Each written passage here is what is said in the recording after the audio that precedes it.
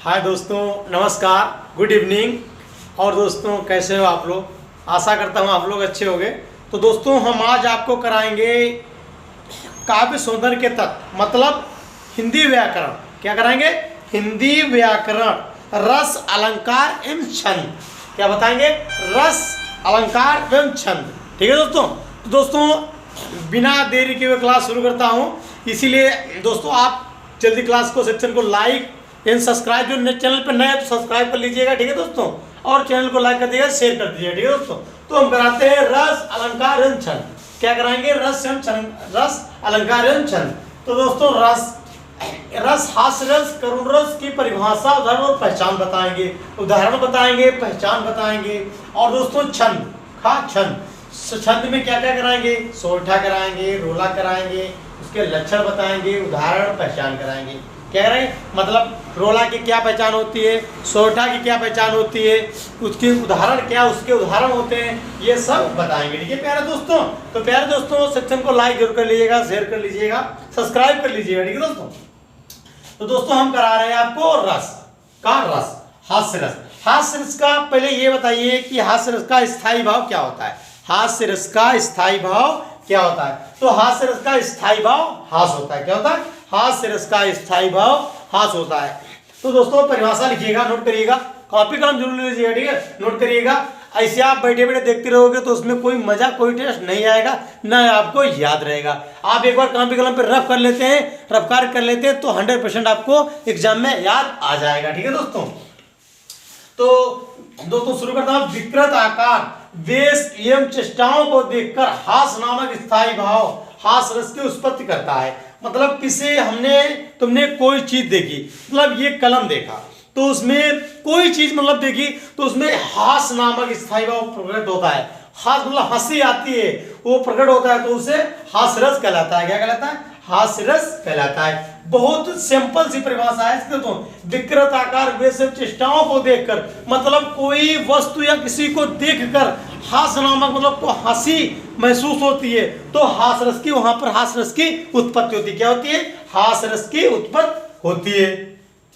उदाहरण, बिंद के वासी उदासी, तपोव्रत धारी महावीर नारी दुखारे, गौतम तिय कथा सुनिभे मुनिबंध सुखारे, हे शिला सब चंद्रमुखी, परसे पनमंजुल कंज तिहारे, किही भली रघुनायक, सॉरी दोस्तों, किही भली रघुनायक काजू, किही भली रघुनायक काजू, करिकानन को पगुधारे। समझ में आ रहा है? बिंद के वासी उदासी, तपोव्रत धारी महावीर नारी दुखारे, गौतम तिये कथा सुनिभे मुनिबंध सुखारे, हे शिला सब चंद्रमुखी, परसे पनमंजुल कंज तिहारे, कहीं भली रघुनायक काजू, करिकानन को पगुधारे। ये दोस्तों उसका उदाहरण हो गया है। किसका? हास्य रस का। हास्य रस का ये जरूर पूछ देता है 1 नंबर में या 2 नंबर में। हास्य रस का स्थायी भाव बताइए। तो हास्य रस का स्थायी भाव हास होता है। क्या होता है? हास्य रस का स्थायी भाव हास होता है। तो दोस्तों स्क्रीनशॉट ले लीजिएगा, स्क्रीनशॉट ले लीजिएगा। हम आपको दोस्तों लिखता हूं करुण रस की स्थायी भाव। करुण रस आगे मैं बता रहा हूं आपको दोस्त, करुण रस, इसको स्क्रीनशॉट ले लीजिएगा। ठीक है दोस्तों, स्क्रीनशॉट ले लीजिएगा। हम दोस्तों रफ कर रहे हैं। जब तक आप लोग स्क्रीनशॉट ले चुके होंगे मैं, जब तक दोस्तों सेक्शन को लाइक एंड शेयर जरूर कर दीजिएगा। ठीक है दोस्तों, मेरे प्यारे भाइयों शेयर और लाइक जरूर कर दीजिएगा। ठीक है दोस्तों। नए हो चैनल पे तो सब्सक्राइब कर लीजिएगा। क्या जो चैनल पे नए हो तो सब्सक्राइब कर लीजिएगा। अब डालिएगा दोस्तों करुण रस। क्या डालिएगा? करुण रस, करुण रस, करुण रस। तो दोस्तों करुण रस में मेन चीज क्या होती है ये पहले हम आपको एक बार बता देते हैं, फिर हम दिखाते हैं। तो दोस्तों इसका स्थायी भाव क्या होता है? पहले तो ये बात, इसका स्थायी भाव शोक होता है। करुण रस का स्थायी भाव शोक होता है। करुण रस का स्थायी भाव,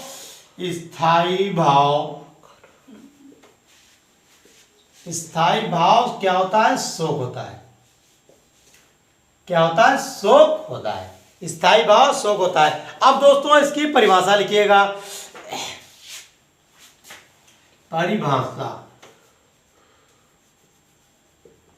उसकी वो भी परिभाषा ही थी दोस्तों। परिभाषा दोस्तों लिखिएगा, जब विभाव, अनुभाव, संचारी भाव का संयोग संयोग को पूर्णता को प्राप्त होने पर करुण रस की उत्पत्ति होती है। जब विभाव अनुभाव संचारी भाव, जब विभाव अनुभाव विभाव भाव अनुभाव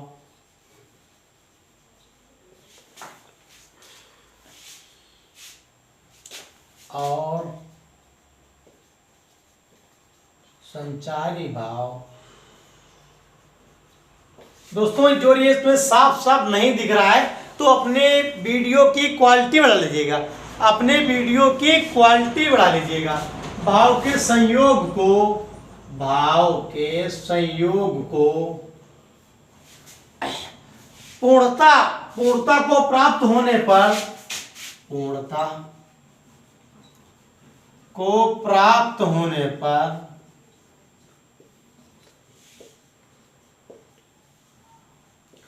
पूर्णता को प्राप्त होने पर करुण रस की निष्पत्ति होती है। करुण रस की निष्पत्ति होती है। एक मिनट दोस्तों मैं लिख लेता हूं फिर आपको समझाऊंगा। निष्पत्ति होती है। अब इसका दोस्तों है उदाहरण, अभी उदाहरण बाद में लिखूंगा, पहले आपको समझाता हूं। जब विभाव अनुभाव एवं संचारी भाव के संयोग को पूर्णता प्राप्त होने पर करुण रस की निष्पत्ति होती है। मतलब विभाव अनुभाव संचारी भाव को सभी मतलब भाव को देखकर जो पूर्णता प्राप्त होता है, मतलब जो रस निकलता है उसे करुण रस कहते हैं। क्या कहते हैं? करुण रस कहते हैं। इसका दोस्तों सोहत ओढ़े पीठ पर श्याम सलोने गात, सोहत ओढ़े पीठ पर, ओढ़े पीठ पट श्याम सलोने गात,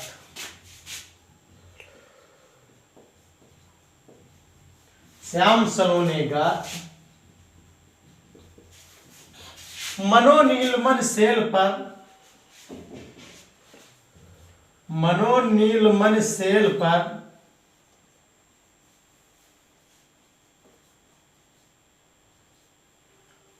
एक मिनट दोस्तों, सेल पर आतप पर्यो प्रभात, आतप पर्यो प्रभात,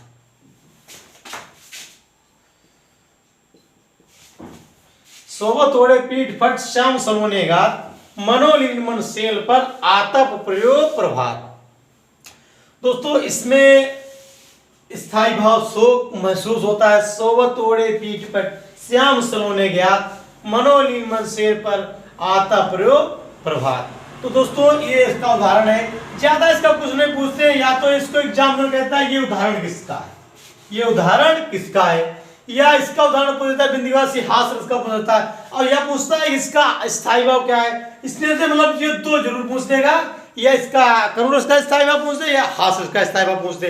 तो दोस्तों ये इसका हास रस का हास होता है, करुण रस का शोक होता है। ये जरूर आप कर लेना, ठीक है दोस्तों। ये बहुत छोटी सी बात है, उदाहरण है आपको मैं बता रहा हूं। तो दोस्तों इसके आगे हम आपको ले चलेंगे अलंकार को तरफ। किसके तरफ ले चलेंगे? अलंकारों के तरफ, ठीक है दोस्तों। तो दोस्तों अब हम कराएंगे खा अलंकार। रस तो हो चुके हैं करके, अब कराएंगे अलंकार। क्या कराएंगे? अलंकार। तो दोस्तों अलंकार में कराएंगे उपमा अलंकार। क्या कराएंगे? उपमा अलंकार। जहां दो भिन्न वस्तुओं में किसी गुण धर्म के आधार पर तुलना की जाती है। मतलब जहां दो वस्तु हैं, मान लीजिए ये पेचकस है, ये कलम है, ये पेचकस है, ये मरका, ये पेचकस है, ठीक है। तो दोस्तों इन दोनों की समांतर तुलना की जाती है। वहां गुणधर्म मतलब किसी के गुण के बारे में बताया, ये मरका लिखता है, पेचकस पेज खोलता है, पेचकस पेज खोलेगा। तो दोस्तों इसी के लिए जहां दो वस्तुओं की जहां दो भिन्न वस्तुओं में किसी गुण धर्म के आधार पर तुलना की जाती है, मतलब गुण धर्म के आधार पर तुलना की जाती है, वहां उपमा अलंकार होता है। इसके निम्नलिखित 4 अंग होते हैं। क्या होते हैं? इसके निम्नलिखित 4 अंग होते हैं।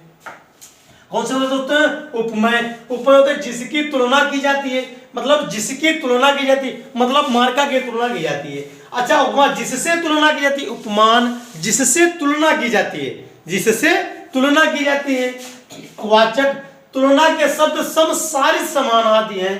धर्म जिस गुणों के धर्म के आधार पर समानता प्रदर्शित की जाती है, मतलब कोई व्यक्ति है, कोई वस्तु है, उसकी उस गुण के धर्म के आधार पर मतलब उस गुण से समानता प्रदर्शित की जाती है, बताया जाता है, वहां क्या होता है, उपमा अलंकार होता है। मान लीजिए उदाहरण, सिए मुख सुंदर चंद्र समाना, तो यहाँ पे सिए मुख क्या है, सुंदर चंद्र समाना क्या है, यहाँ पर सिए मुख सुंदर चंद्र समाना क्या है, उपमेय सिए मुख है। क्या है दोस्तों, यहाँ पे उपमेय सिए मुख है। उपमेय क्या है, सिए मुख है दोस्तों। और उपमान है चंद्र, उपमान है चंद्र, चंद्र। वाचक है समाना, वाचक है समाना।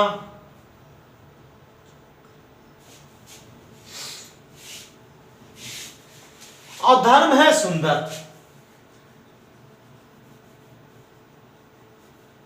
धर्म है सुंदर। तो सिए मुख सुंदर चंद्र समाना, यहां पे उपमा है सिए मुख, उपमान है चंद्र, और वाचक है समाना, और धर्म क्या है, सुंदरता। क्या धर्म, सुंदरता है, ये धर्म है। तो दोस्तों इसीलिए यहां पे उपमा अलंकार है। क्या है, उपमा अलंकार है। तो दोस्तों इसी के साथ आज की क्लास यहीं पे समाप्त करते हैं। तो दोस्तों प्लीज आप क्लास को अंत तक देखा करो। और आप दोस्तों, मेरे प्यारे फ्रेंड मेरे प्यारे भाइयों, दोस्तों वीडियो को शेयर जरूर कीजिए, क्योंकि दोस्तों हमारे बहुत से गरीब भाई हैं जो नहीं उन्हें एग्जाम आ रहा है, कोचिंग नहीं लगा पा रहे हैं, तो आप वहां पर ज्वाइन कर लीजिए और कोचिंग सेंटर में आप कोचिंग करिए आराम से, ठीक है दोस्तों। और दोस्तों कमेंट सेक्शन में कमेंट जरूर करिएगा कि क्या कोई मतलब वीडियो में कोई दिक्कत आती है, या कोई दिक्कत या कोई गलत चीज़ है, दोस्तों कमेंट जरूर करिएगा कि आपको क्या चीज़ चाहिए जो अगली क्लास उस क्लास की लिए जाए, ठीक है। तो कमेंट करिएगा दोस्तों। तो दोस्तों जय हिंद, जय भारत।